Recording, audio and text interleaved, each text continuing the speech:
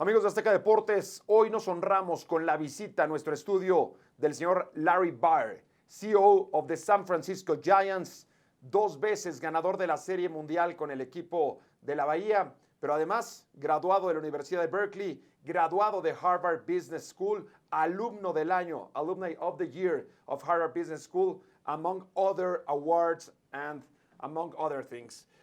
Mr. Larry Baer, thank you for being here with us. Thank you. It's a pleasure to be here, and we were so excited about returning in April to play San Francisco Giants games.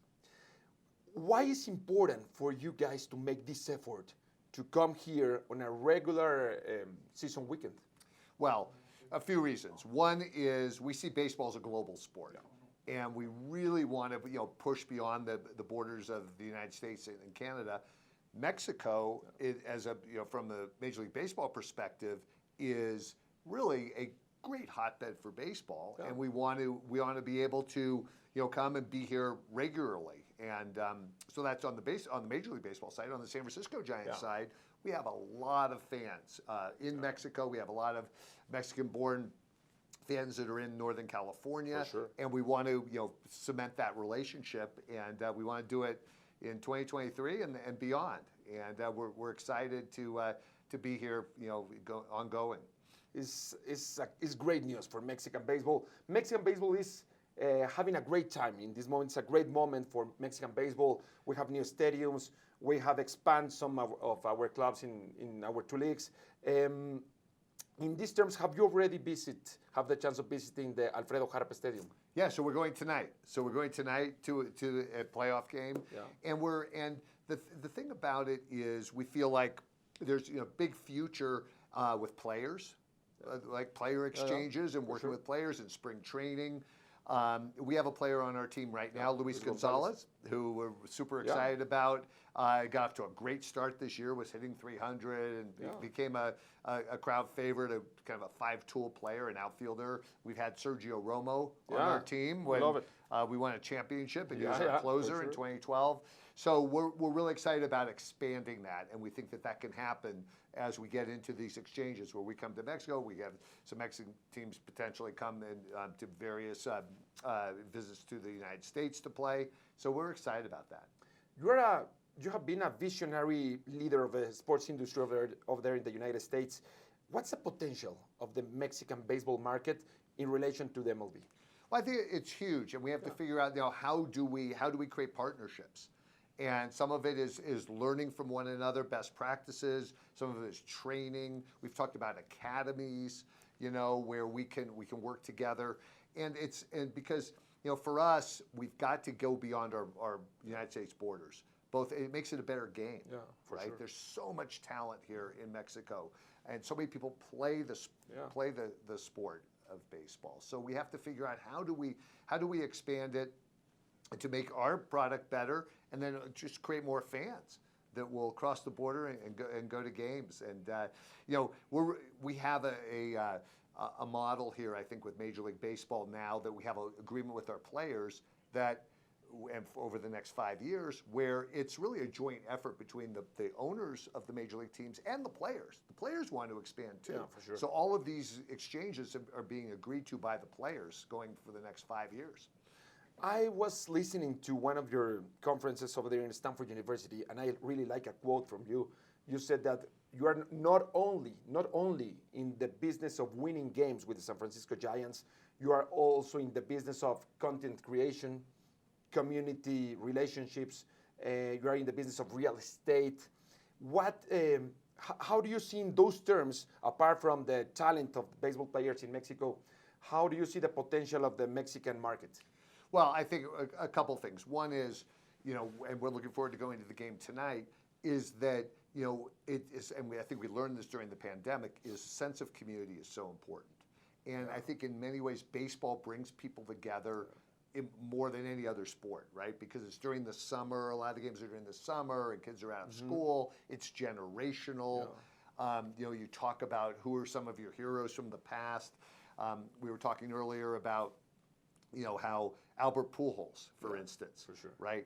So, you would go to a game with your father to watch Albert Pujols, and now, 2 decades later, Yeah. you're going to a game with your Your son kid, or yeah. daughter, Yeah, for sure. you know, watching Albert Pujols. So there's a generational and community aspect of baseball that I think, you know, expands boundaries, right? It goes, you know, into, you know, all countries and all cultures feel that and they want to have the values of family. So I think that's a big thing.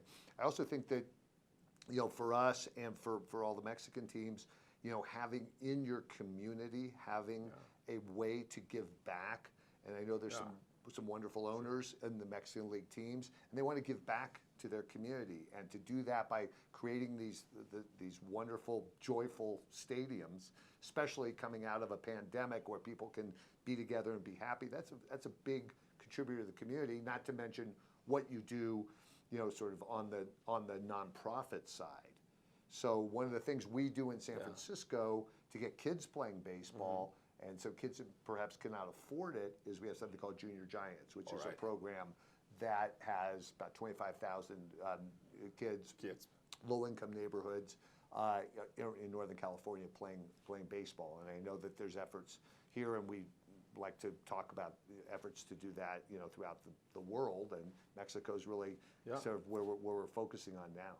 How would you say is the baseball industry right now? What's the present? Could you assess the present of the baseball industry right now? Is it healthy? Are we growing? Are we getting to the points that we want to achieve?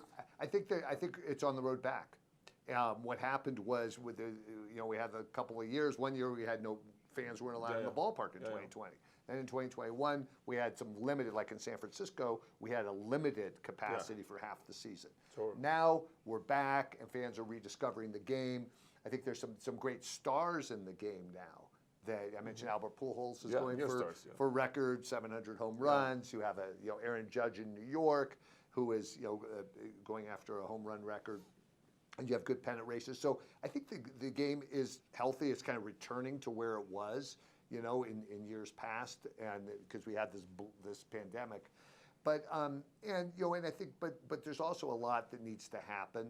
I think that we've talked to folks here in Mexico about ways to improve the game, ways to make the game a little shorter. Okay, ways to make the game more appealing to youth. To youth, And that's a big thing. Part of that is having more kids play baseball. You know, our research shows that the number one factor for being a fan as an adult is if you played as a child.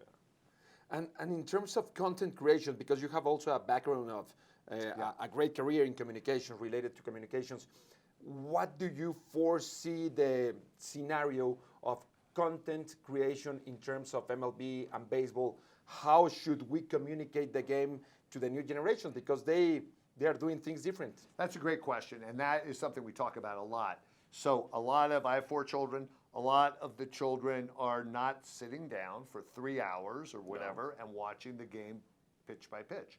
They are getting highlights on this phone. They are getting snippets of their favorite players. They're watching games differently. Doesn't mean they're not a fan. Doesn't mean they're not engaged. So we've got to kind of go to the place they are. We've got to go there and provide content in forms. You know, kids are busy. Kids have other distractions.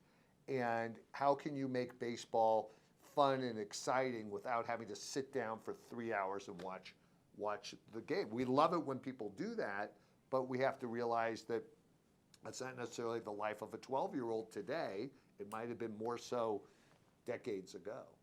And so that's a very important thing. Streaming, obviously, you know, and technology is going to allow for more and more of that in our games. You know, in the United States, streaming obviously is continuing to increase, and we have a new deal with Apple TV. Major League Baseball does. We're in a deal with Peacock, which is owned by NBC Comcast. So those, and some of them are at more the trial test phase, but blink your eyes, in a few years, you're going to have many options to watch games as opposed to, you know, just getting through the cable TV bundle. My 2 last questions. Let's imagine 2042, 20 years from now. Are we going to be greater than we are? Because baseball is fantastic. How do you see baseball, MLB, San Francisco Giants. How would you like to see it in 20 years? I see in 20 years, it's going to be a regular thing for us to come and play in Mexico. Now, I can't, wave a magic wand and have that happen, but I think what we're doing next year is going to lay the seeds for that. And also Mexican teams with affiliations with MLB coming and playing games in our stadiums in the United States. I see that, and other countries too. That would be fantastic. Yeah. We're having baseball has been big in certain regions, right? So in Mexico, in Latin America, in the Far East, in Japan and Korea, but we see it also extending to European countries over time. So in 2042, it'll be much more of a world state. Maybe there'll be a World Cup of baseball. There is a World Baseball Classic now. I think that can grow into something that maybe is even more of maybe it's in the middle of a season as opposed to before. And again, 2042, and it has the energy that a World Cup has. So I see that the global expansion really, paying dividends. I may not be, in my job doing it in 2042. We'll be there. You'll be in your job. And finally, what would you say to the Mexican fans in order, what should they expect from the Mexico Series 2023 between San Francisco Giants and San Diego Padres? Well, I think there's going to be a lot of goodwill coming here. Our team, our players are really excited. We've talked to Luis Gonzalez. We've talked to other players, Mexican-born players, but then we've talked to others who are on the team who have never been to Mexico or not been to Mexico City, and they're so excited to come here. I mean, they're just like kids in the cage, have the eyes wide open, saying, we've heard great things about the stadium itself, the warmth of the people, of the Mexican people, and it's been so welcoming so far, and just all of the outreach that players, they're all circling with the families. It's funny, we've been doing some internal planning, and we've got everybody saying we want to come. We want to go. So we got the players' families want to come. Giants sponsors want to come. Part owners of the team want to go. So can you expand the stadium to 100,000? No, it's great because Mexico City has become the last decade a good spot for international sports. We have Formula One, we have NFL, we have had NBA, and now we have, for the first time, a regular season weekend of MLB. Mr. Larry Baer, thank you very much for this effort. On behalf of all the Mexican baseball fans, I'm one of those. Thank you for coming here. We really love San Francisco Giants. We really love the Western Division of the National League, and we have great memories of your organization. Thank you so much for your warm hospitality. We can't wait till April. And I hope as well, sir, that some guys from San Francisco, fans, could come here. We love going there, but if they can come here and we have this tourism situation, would be also fantastic. Mr. Larry Baer, CEO of San Francisco Giants, thank you for coming here, for visiting us, and for answering the call of Azteca Deportes. Thank you very much. Thank you so much. It was great seeing you.